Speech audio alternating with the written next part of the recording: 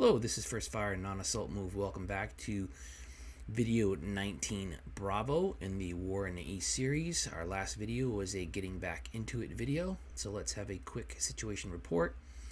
Really not much has changed since that last video, since during the last video we had mostly completed the turn. The third week of November in 1941. Just did some cleanup, made sure I did all my railroad repair moves. Don't want to forget those. And again, just to recap, not much has changed at all along Army Group North. I didn't do anything further from the last video. And let's move down. We talked about situation on the northern flank of Army Group Center, where the bulk of the Soviet forces, I believe, are arrayed. I think this is their largest concentration right through here. And right now we are just holding the line as we conducted offensive operations south of this area of Army Group Center. So coming down, I talked about this mini breakthrough here. We had the 18th. It's sticking its neck out, but I don't expect much of a threat from the Soviets. It'd be tough to bring these 4 or 5 divisions over in a mountain attack due to the weather restricting the Soviets as well. And I believe these formations here are more than likely airfields and headquarters. So we'll try to exploit this little breakthrough to some extent, given limited fuel and the weather conditions, and this concentration of Soviet forces. A little bit of a threat to get them encircled, but I believe they'll pull out, which again outlining a little bit of our limited operational goals. So we want to take Orel, Kursk, Sumy, and Poltava. With any luck, Kharkov. And I want to accomplish those objectives during the winter of 1941 into 1942, which was not very historical. It was a pretty brutal time on the Eastern Front for the Germans, and the Soviets mounted the infamous winter counteroffensive in 1941. But we've kept the pressure on. We have the lines fragmented in multiple places for the Soviets, and they're on the back foot. So we're going to keep attacking with those objectives in mind. Coming down here, again, not much has changed. Just Mexican standoff here, where we're peering across rivers, minor and major, and our trenches, mounting limited attacks here and there. Not much advantage for either side to attack. Any deliberate attacks not going to accomplish anything except lose lives, material, and resources. Alright, about to press. Oh, I have again always scour the backfield for any forces that pop up that have been released. A bunch of static divisions for the Germans that are not mobile or operational. They are probably being formed up, getting constituted, and getting ready to be mobilized for the front. We know Hungarians did we find, or Italians, but coming down here, found a sprinkling of Romanian divisions and brigades. Hey, every rifle counts. Every warm body with boots, a kit, and a firearm is a contribution to the front. And we'll put them to use once they make it to the front. Alright, so without further ado, getting back into this, what will the Soviets try as nearing the end of 1941, the Soviets in the near future switch over to the offensive in some areas? I don't see it a major threat for us. If they do, just this incredible wall of brown here is a little intimidating, but we do have some operational reserves behind, ready to stiffen the line and counterattack should the Soviets mount a counteroffensive. We'll see. Alright. Looked for reserves, moved those, made sure our railroad repair engineers have done their job. Not doing any more attacks or moves. I think it's time. What will the Soviets do in this turn? Yes. Been a while. Almost 2 weeks or so, yeah. It's good to get back into it.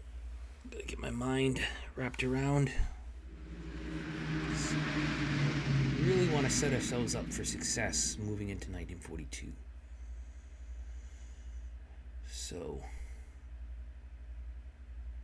taking those objectives and right around the Army Group Center and Northern Army Group South area of operations would be good. Kharkov. Can we do it? Where will they attack? Oh God, every time I hear that railroad noise, some more and more Soviets coming in. Or is it them pulling back?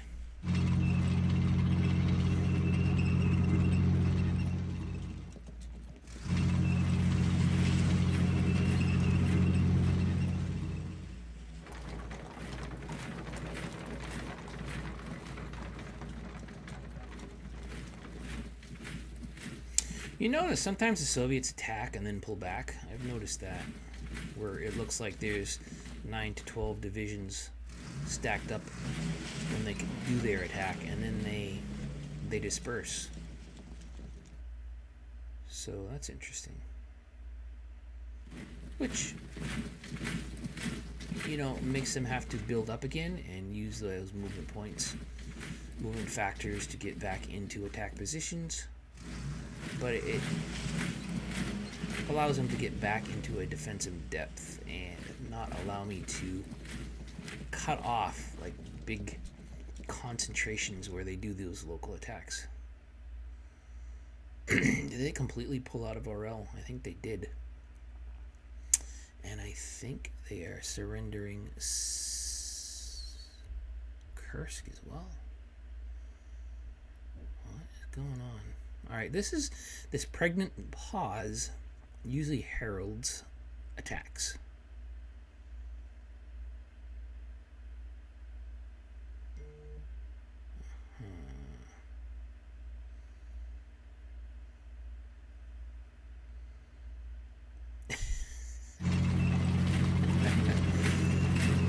Alright. What was that all about?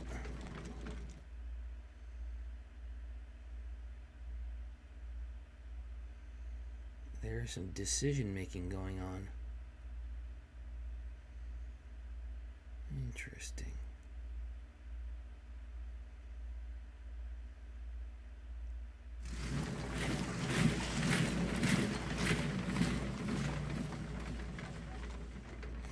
Well, I don't have much to talk about in this turn. They didn't mount a single attack. This is their winter. This is the last week of November, and they did not mount an attack. Ho, ho, ho, ho.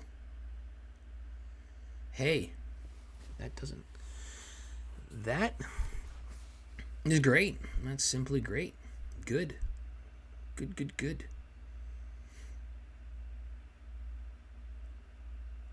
I mean, when they attack, they put themselves out of position defensively sometimes, which is to our advantage, but at this point, really not looking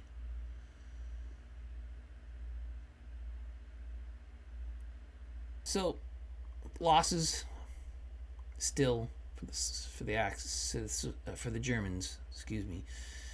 Which I still have to find out why there's 14,775 German casualties this turn.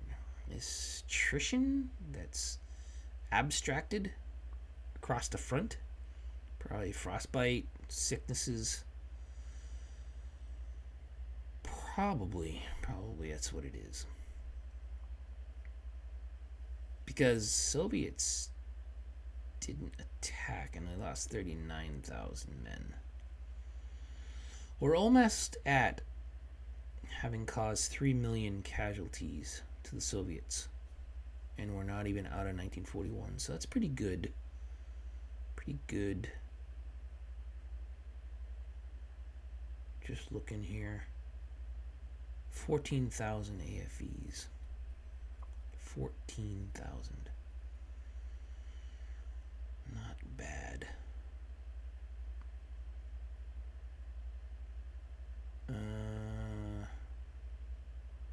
What I don't get is how we lost 58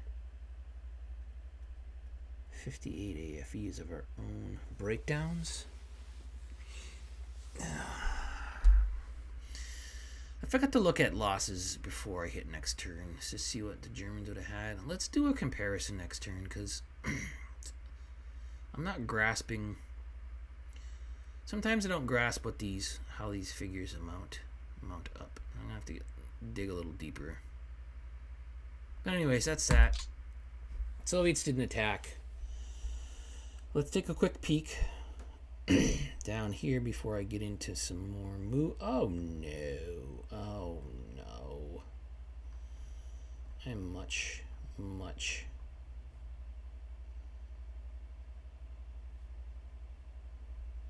So what is this? A frost mud combo? Oh man, I don't know. I just don't know. Sorry, I'm scrolling around. The mud threw me off. Okay, well, I guess before we start to reach mud, not really going to affect our attacks this turn. Just scrolling around and getting a quick peek here. Yeah, through here, definitely. Neither side is going to do much in the mud. Orel, which I thought, again, it's been a couple weeks. When we watch the Soviets turn, their forces aren't always rendered on the map. So it looked like Orel was abandoned. But nope. No chance taking Orel this turn because of mud. Smack dab in mud, Orel. However, Kursk is there for the taking. I'm very happy that our tanks, our panzers did not get stranded in the mud being out this far. Kursk, we should be able to take Kursk. They did not want to give up Sumy. Poltava. Yeah, you're way over here. Oh. Okay. Look at this. They surrendered the Sula River to us. That was the river, if you remember, was protecting our eastern flank as we had our Chikazi bridgehead and we attacked up and linked up here for their encirclement. So they finally surrendered. At one point they had a nice solid defensive line, but last turn, the last week of operations, we did mount a lot of attacks here just to keep them off balance and not really let them get settled in. Don't want to let them get entrenched. So they pulled back. All right, we'll be able to straighten our lines, which is very nice. Very, very nice. Oh, this is misleading because we haven't done aero recon. I'm sure there's a whole bunch of Soviets back here and through here. All right. Very interesting. What are we looking at? What are we looking at for this turn coming up? The last week of November. Well, let's try. We're going to try and take Kursk. We will. Yeah, they pulled out that concentration here. They got out of Dodge pretty quick. And Sumy. They're just, 3 divisions deep in Sumy. They're going to make it easy for us. But we're getting at least 2 strong infantry corps back into action on the front as the last remnants of the Grand Encirclement will be finished off. And I had mentioned we were going to probably see what we could do more in through here south of Sumy for a breakout by committing, which we had put on refit, which is not bad. 90% fuel, very, very good. The 36th Panzer Corps, I didn't commit them because I didn't think anything would really be accomplished, but that's okay. I'm not sad that I did that. I'm kind of happy. Good fuel reserves, and our hard-hitting, dogged infantry is going to do some good work this week as well. All right. So Kursk, Sumy, put pressure towards Poltavka, which in turn, if we get to Poltavka, Kharkov, maybe we will have Kharkov by the turn of spring 1942. So what does the front look like if we accomplish that? So Kharkov, if we reach Kharkov, that will straighten our lines incredibly. Oh boy, do we do Case Blau and right, Kharkov here, strike towards Rostov and get an encirclement. The Soviets here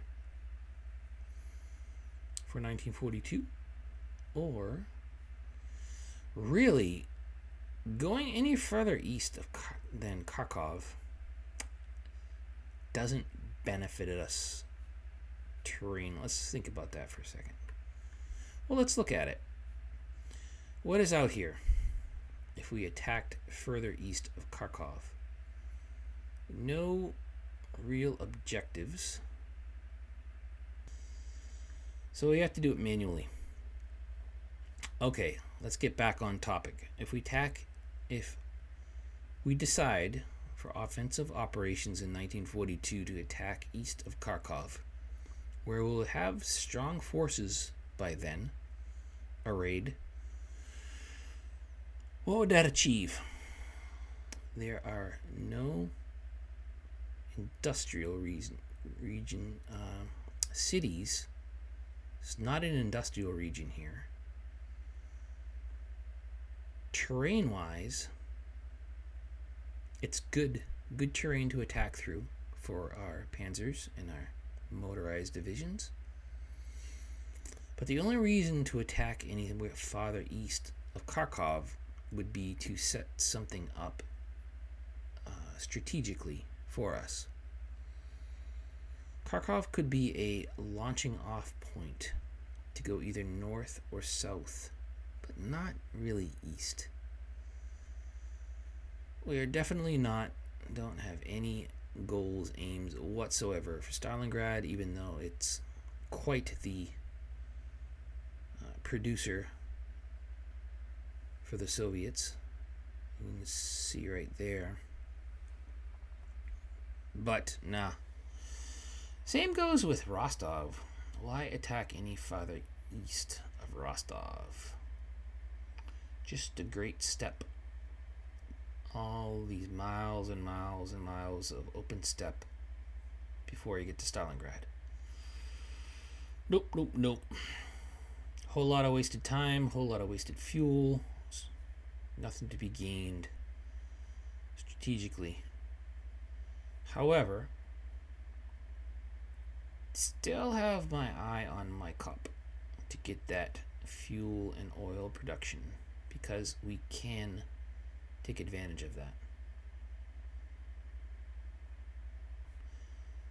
So, really then, strategically, I just kind of gone off on a tangent here, thinking about preliminary plans for 1942.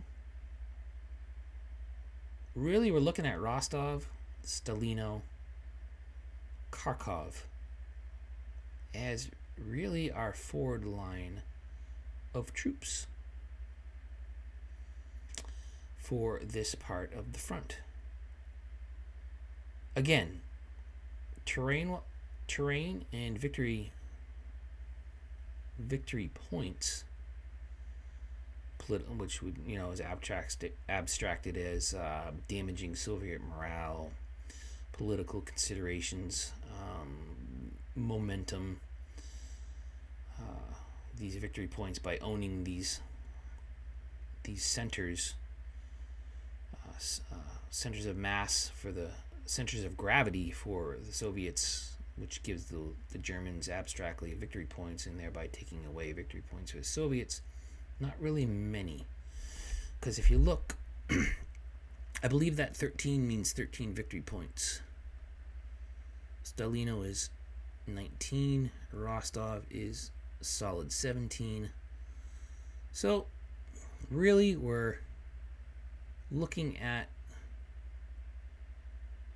this line from Rostov, Stalino, Kharkov, as far as we really want to get. So that's terrain. We're really going to have to try and create more encirclement opportunities on a operational strategic scale.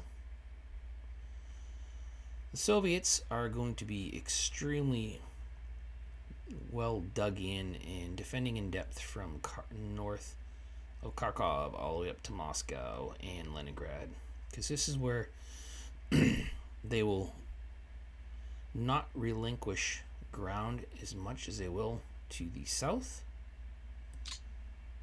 And we haven't made much more ground towards Moscow for quite a while.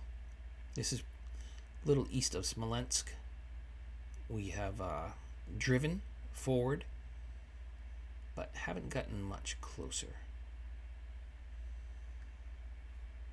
But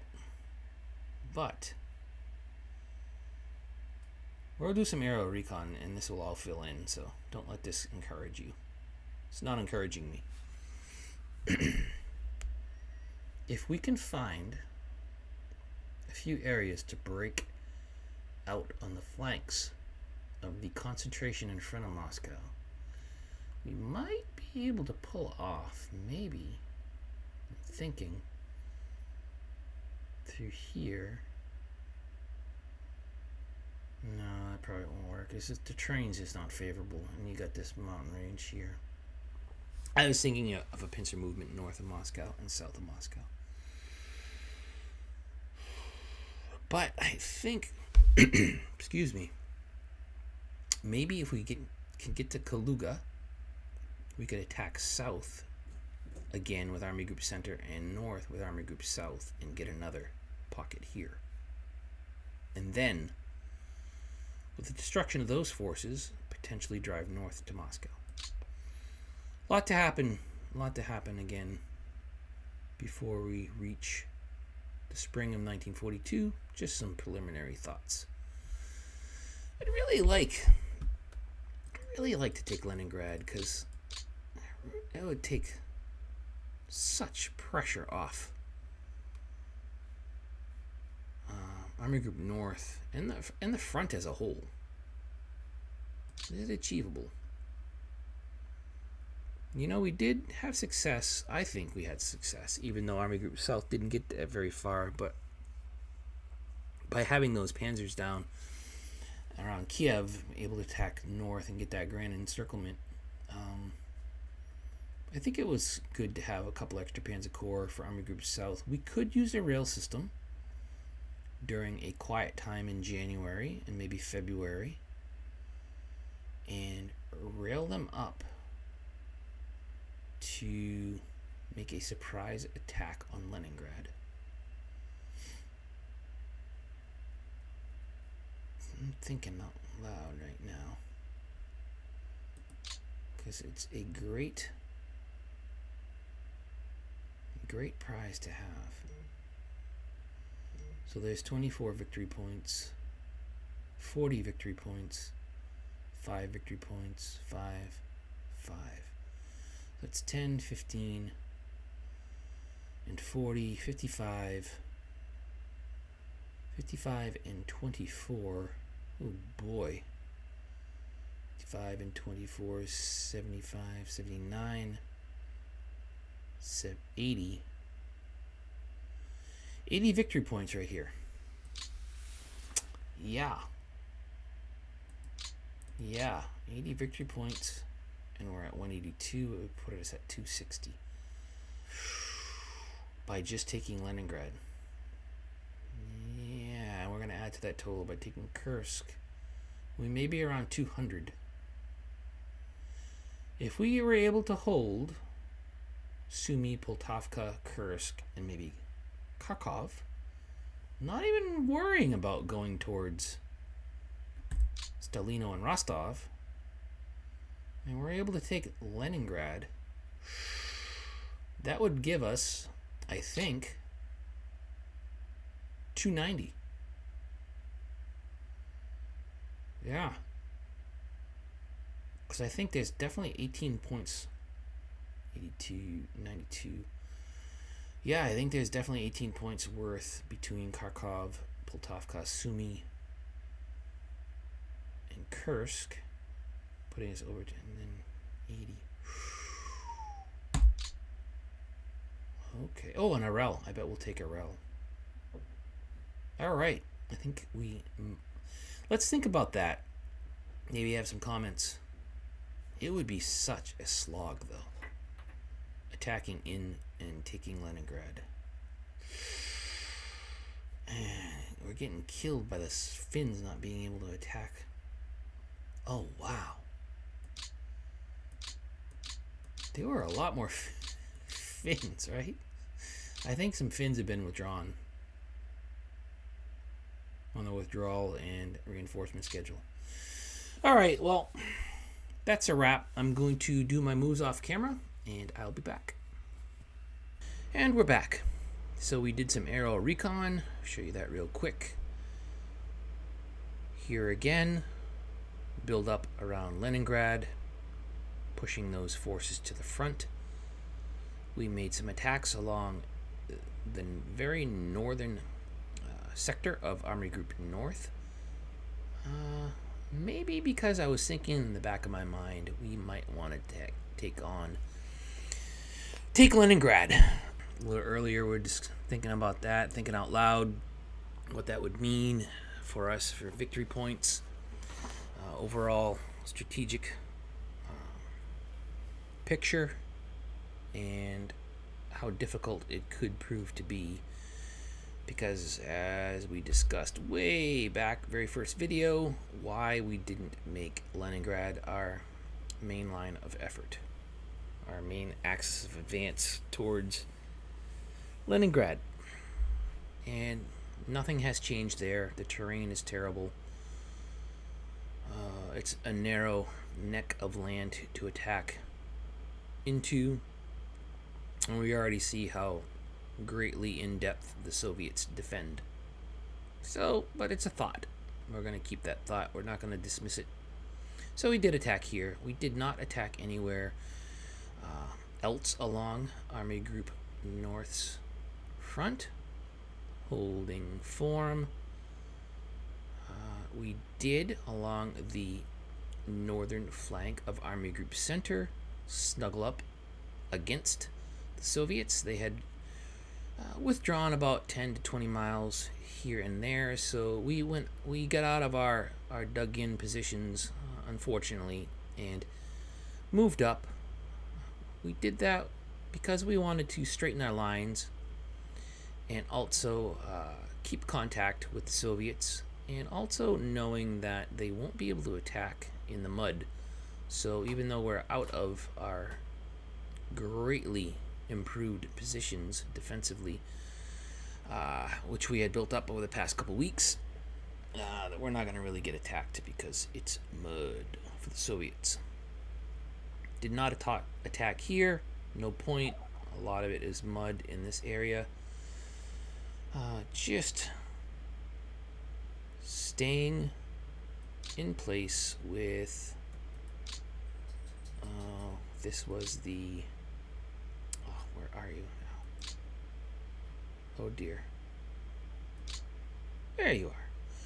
24th Panzer Corps, which has 5 Panzer divisions. Oh, 3 now, because we brought up, I don't know if you remember, the 30th Panzer Corps, which was a reinforcement. It came in with, I think this mechanized brigade, the Latvian SS Motorized Brigade, and some other infantry divisions, and it was down in Army Group Centers. It was down here where the pocket was. So we moved it up here and took some of that weight off of the 24th Panzer Corps because it was in control of 5 Panzer Corps. So now the 30th Panzer Corps has a couple under its command and control. So that's a more efficient way of command and control, because 5 divisions of any corps headquarters is getting a lot to ask. Very weighty. Efficiency suffers. All right, so that's how this looks. Okay, down here. Completed some more moves. We did some attacks along the Kursk sector, part of the front. We did not continue because, remember, the 18th was, we moved the 18th back 10 miles, withdrew it a little bit because it was out here and there was no point attacking into mud, and it's in a better position to attack south and encircle Kursk if they don't concede the city. Didn't budge them out of Kursk. I was going to attack them, but we'll just displace them and encircle them. They're really protecting this part of the front south of Kursk. We made attacks, so they weren't built up like that to begin with. We pushed back Soviet divisions, into these positions, so now they're stacked up 3 high. So that is going to be a bit of a challenge to move them out, but they're pretty mauled, as you can see. Red status, orange status, and we have very powerful infantry corps now freed up from the pocket, now making their way back, getting organized, shaken out, getting back out into the front in proper command and control. So next turn, if this is not mud, we will break through this area and just look. There's nothing behind them, just airfields.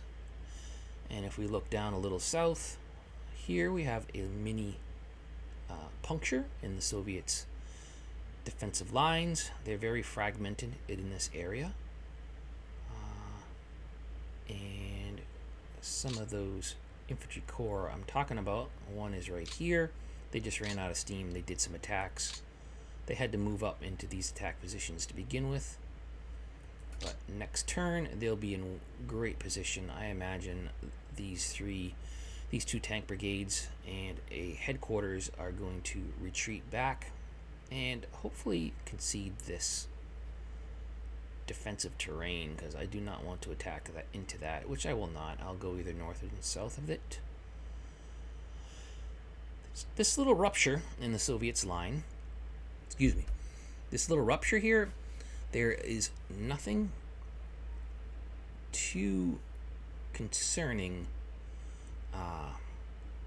There are not any significant Soviet operational reserves behind the front as we pan south for the Soviets. Most of their formations are fronting Moscow, and we have taken, remember, 50 of their divisions out of operations. They are no longer available to the Soviets. That's 50. Even the Soviets have limits, so I think we're starting to see some lines getting thinned here of the Soviets south of Army Group Center. At least that's my hope and how I am encouraging myself. So, next turn, we are going to press this attack, and the ultimate goal, like we had talked about a little earlier, Kharkov, Sumy, Poltavka, maybe even Volgograd, and Kursk. If we can take those cities, that's pretty significant. If we are going to be able, if we manage to do that during the winter, when we are expecting to be on our heels and getting attacked. So that's optimism talking. That's what we hope. I think it's achievable. Down here, I'm used to playing other games where I'm trying to click and drag the map, but no, you just scroll to the screen edge. All right, been a while. So, right in here, if we look, we might be able, if we take Kharkov, to attack south if the Soviets do not relinquish this area of their lines, and maybe get an encirclement. But that is unlikely. More south, past Dnepropetrovsk, nothing has changed. I did no attacks. I think I just shifted some lines and I ushered those Romanian reinforcements towards the front. We did our rail repair. We chased off some partisans. There's one I could not reach right there. We will try and get rid of them next turn. We did not have any German reinforcements this turn. We did find one freed up security brigade, which, you know, hey, they're valuable because they are partisan chasers. We are bringing back some of our railroad repair engineers to take care. It's a mess. It's spaghetti. Green and red spaghetti here. I want to clean up these patches and get it more tidy, more organized, get our logistics a little more stable and friendly looking for 1942. So I have 2 railroad repair engineers coming back. We would love to get this rail line. It is a beautiful straight shot right through the Pripyat, directly almost center mass between Army Group Center and Army Group South. It's a great rail line, and that is a priority to get these rail lines repaired. So these rail lines, to get a nice chunk of Army Group Center and Army Group South rail lines fixed. Not looking that good for Army Group South. We only have 1 railroad repair engineer, and he's going to try and do his best. We just have this artery here that's unclogged. I don't think I want to go and repair these. What's important is to get maybe this rail line here down, feeding the very south part of Army Group South. All right, and that is that. I think we are on the verge of clicking next turn. Let's go through our checklist. Checked for reinforcements, moved reinforcements, did my railroad repair engineers. I went through and did command and control. Refitting is We tasked out certain divisions to refit. That's good. No one in this breakthrough here should be out of command and control.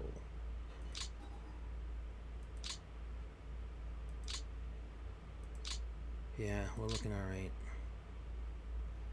If it's mud next turn in this area, some of these divisions will be out of supply.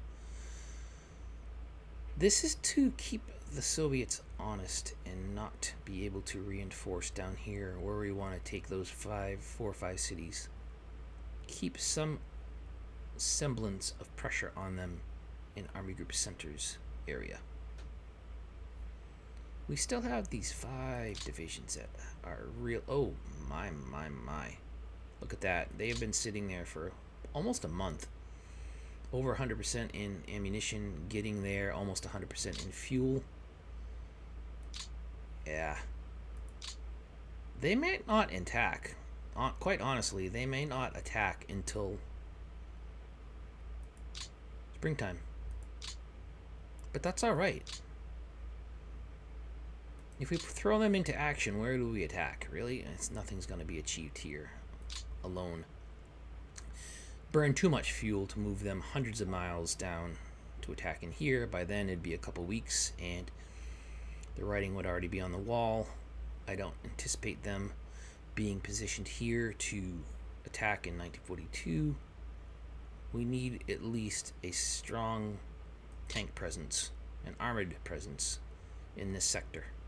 They may become a quick reaction force if the Soviets do mount counteroffensive. Alright. Okay, that was the other checklist. Bullet point on the checklist. Command and control is good. We did our aerial recon.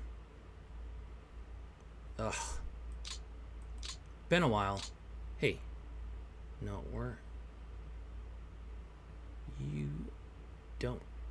you need to be a partisan hunter. I'm gonna put you right up here.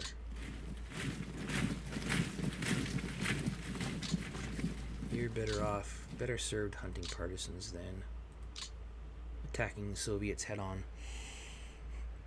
Alright. Boy.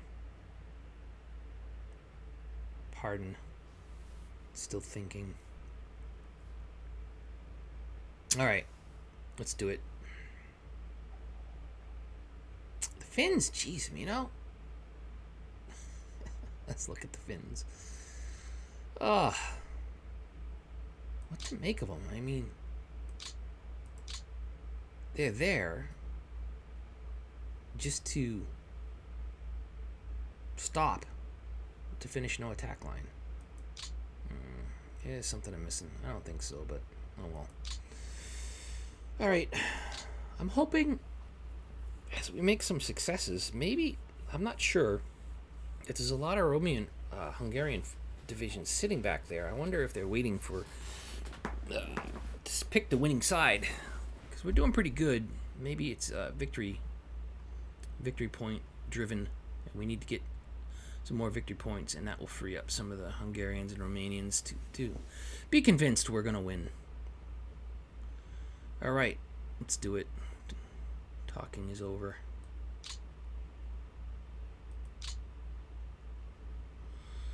If you remember, turn before last, there was not a single Soviet attack.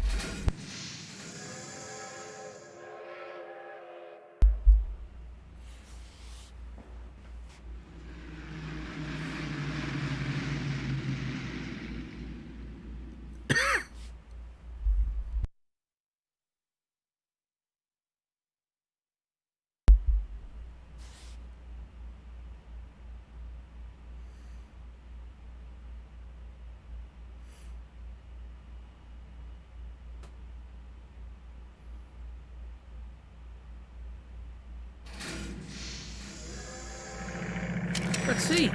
Let's see if they'll attack. I'd like more commentary. I don't know what they'll do. We know that there's mud for most of Army Group Center's area, where the Soviets have the greatest concentration of forces. We don't really have a concentration in Army Group North sector. Oh! So they did attack. And then we held. Excellent. By Bryansk. Yeah, there's a little patch of clear there.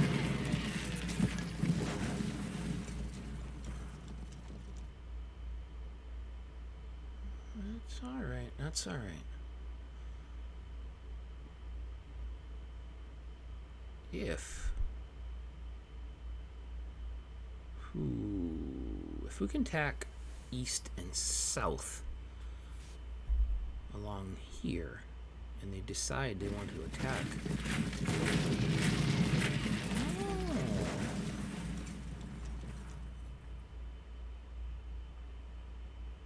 I wasn't expecting that.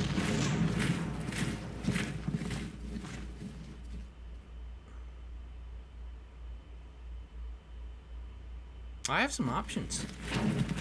They are massing up there. That is surprising. If we attack due, if there's no mud, look here. If there's no mud, well, they again, the Soviets aren't all rendered on the map. There were no forces here, if you remember, before we hit the Soviets. The end turn button. What is 1, 2, 3, 4, 5, 6, 7, 8, 9, 10, 11? Hey, you know, we could. Look at that. We could get a little bit of an encirclement, maybe up to 20 divisions. I guess the Soviets felt bad about not attacking last week, and now they are mounting some attacks. Maybe this is heralding their winter offensive.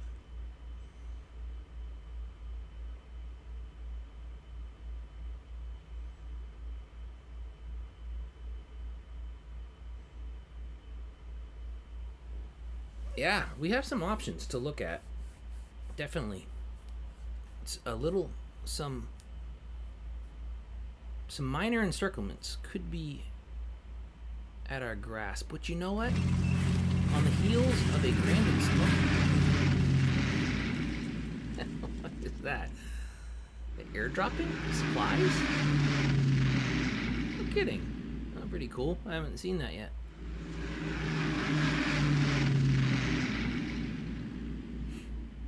You know, I could have done that with my tanks. I didn't know how to do it. I read how to do it. If you remember how our panzers were sitting without fuel for, I don't know, 3-4 weeks.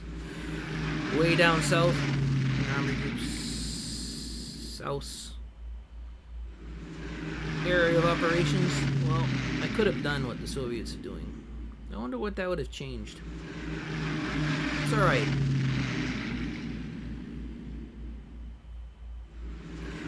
I guess we're giving the Soviets a chance by having that happen.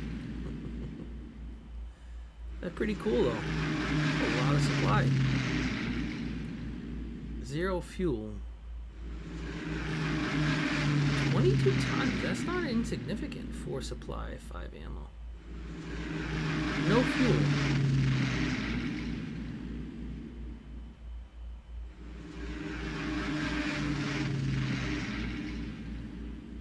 Well, supply and ammo is great to have, obviously, but fuel is really what our tanks need. I wonder if we were able to.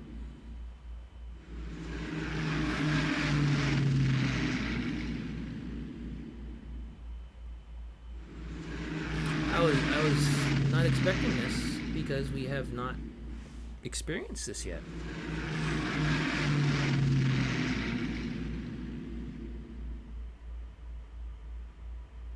Interesting. I'm curious, though, why they're relying so much on airdrops when they have such... They have their homeland railroad system. Yeah, see, you can almost see that shaded area where a little bit of a pincer movement could happen. Yeah.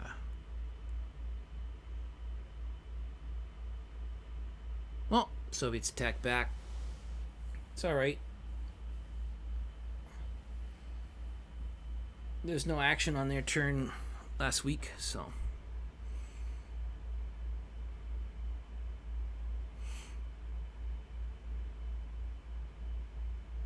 And we are officially into December. With all those attacks, we lost as many forces. We only lost 4,000 more. No, I don't want to say only, but 4,000 more losses. On a turn there was that many attacks versus a turn there was no attacks when we lost 14,000.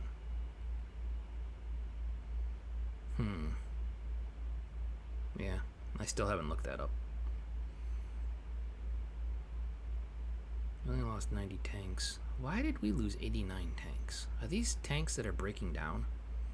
Maybe getting withdrawn? I don't know. No, vehicles withdrawn with units. Vehicles withdraw with units. Oh, here we go.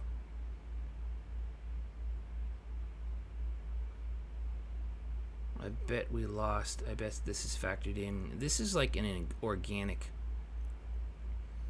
an abstracted figure that we don't really. This is like trucks, supply trucks, like organic supply battalion that are part of a division TOE. So yeah, I bet that's what it is. I bet that's how we lost. Although we did have a motorized division get attacked pretty heavily. Those are probably some of the losses. 3 Cs. 8-4 6F. Oh no, those are our T-34 killers. They have the longer 75.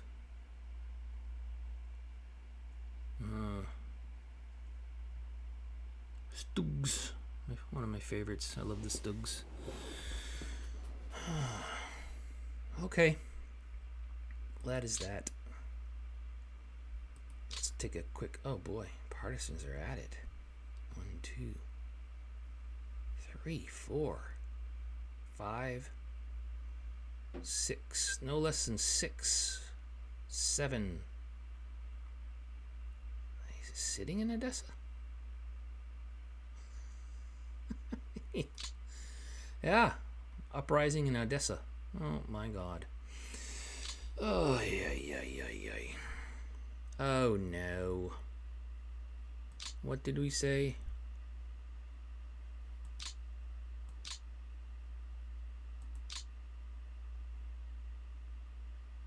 Oh, it's not mud. Where's the mud?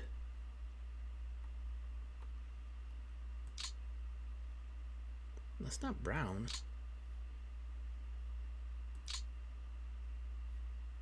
I think this is showing. Oh. Enemy axis. Sorry. I don't know how I clicked that button. Alright, so. See, they attacked and they pulled back, which, you know, is good on them. I think the writing's on the wall for them. I don't think they're going to be able to stop us with what they have now that we have our infantry freed up and attacking. I think we'll be able to bust through here and threaten Kharkov for sure. Same here. We have some really strong. Is that mud? Oh, maybe this is like. What does that mean? I'm gonna have to look to see what that means. It's gotta be have something to do with weather. Cause now look at look at that. Combat values. Yeah, it must be a blizzard of some kind. Horrible. The weather must have turned really, really bad. Okay, so that's gonna curtail operations. It must have been really cold. I'm gonna have to look at that, and I'll talk with more authority on exactly what we're seeing here with the weather. But I hope you enjoyed. There's opportunities still in front of the Germans before 1942 arrives and the winter sets in, which I think it has set in. I think this is bad right now, what we're looking at. All right, so we're going to end it here, and I appreciate you watching and excited to continue getting back at it. This is First Fire, non-assault move out.